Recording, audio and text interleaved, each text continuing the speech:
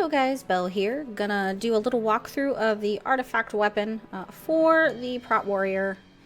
And let's give you guys a nice little view here of your weapon. And then of course you have your shield as well.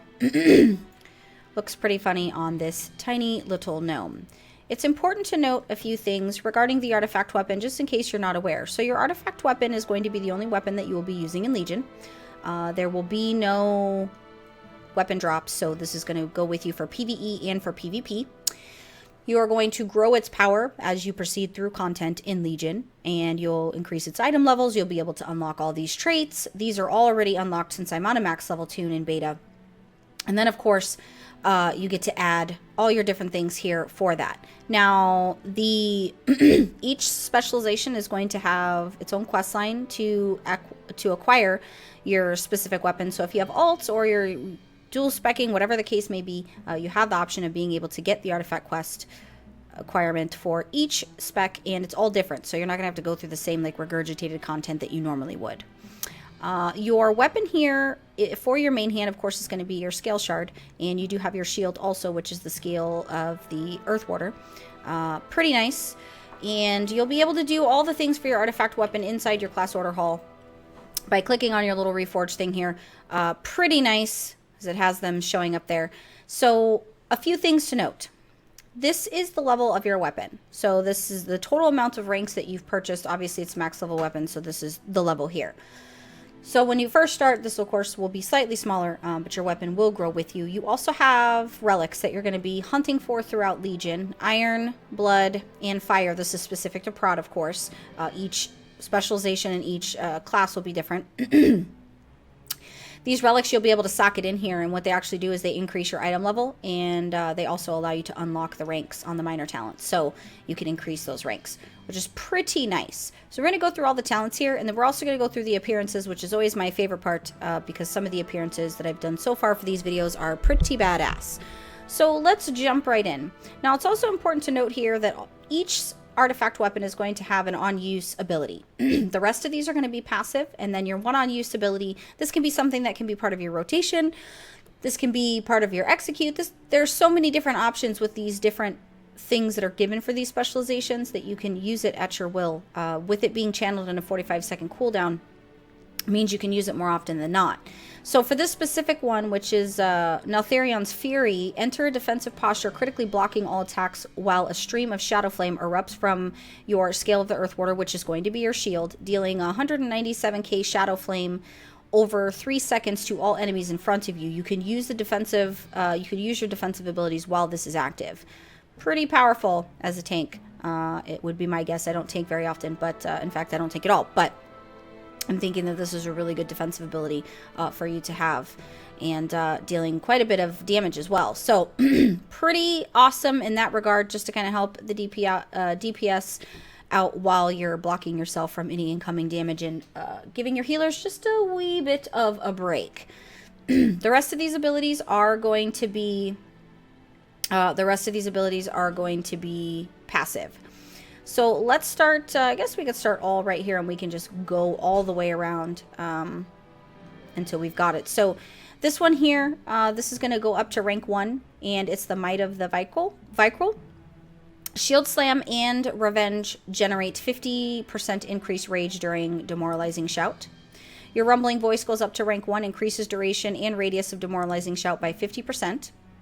Will to Survive goes up to rank 3, so you'll step in, you'll start at rank 1 and then go to rank 3. Last Stand increases health by an additional 30%. Now this is 30% with rank 3. My assumption would be it's probably 10% at the first rank you unlock. Toughness goes up to rank 3, increases stamina by 10%. Vicryl Shield Training, this goes up to rank 3 as well, increases armor by 10%.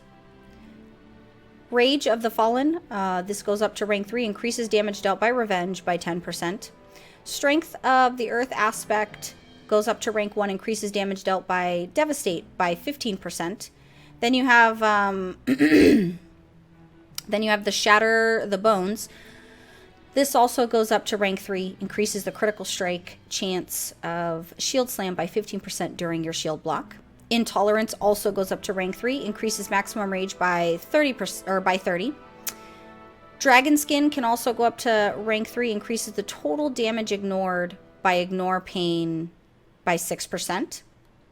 Dragon Scales is only rank 1. Blocking an attack has a chance to increase the total damage ignored by your next ignore pain by 60% and also will generate 60 rage. Reflective Plating, this goes up to rank 1. Spell Reflect now reflects an unlimited number of spells during its duration and generates an additional 10 rage each time it reflects a spell. That's pretty nice. Thunder Crash, this is rank 3, goes up to rank 3, increases damage dealt by Thunderclap by 30%.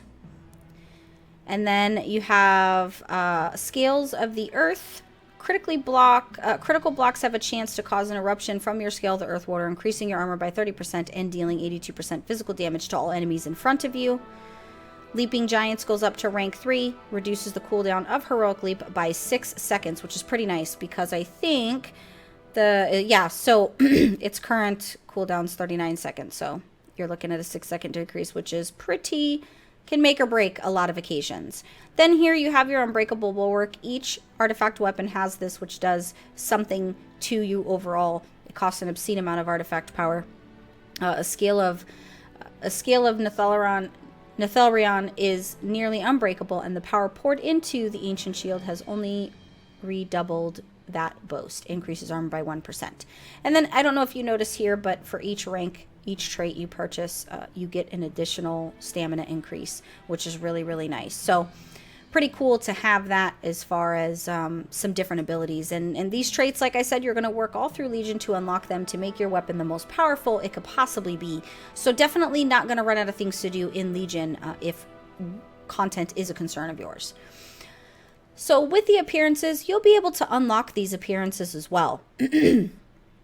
Doing several things. Questing this first set here, you're going to do your first major campaign effort with your order, doing small things, recover Light's Heart and bring it to safety in your order hall. Like, these are going to be your PvE specific related things on a basic level.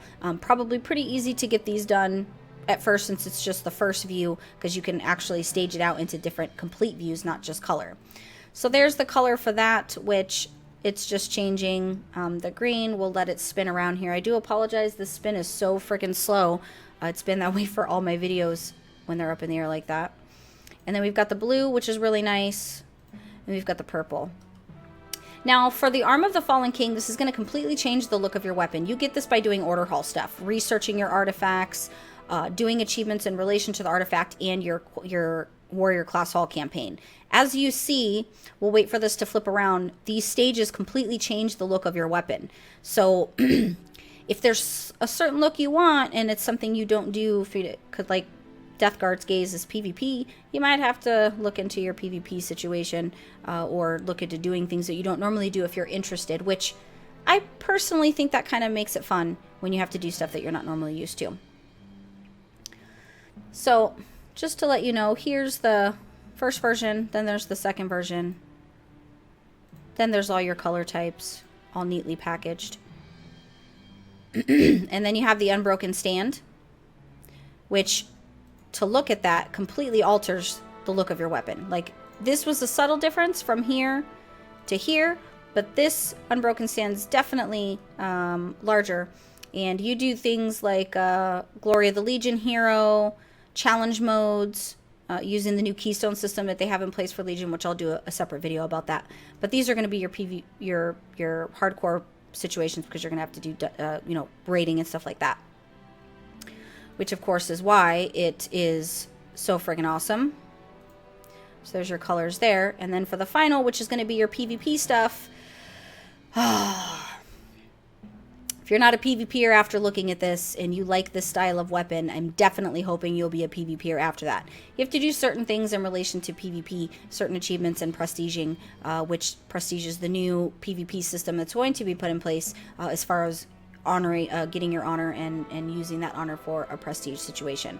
So definitely pretty cool on that aspect, but pretty awesome nonetheless.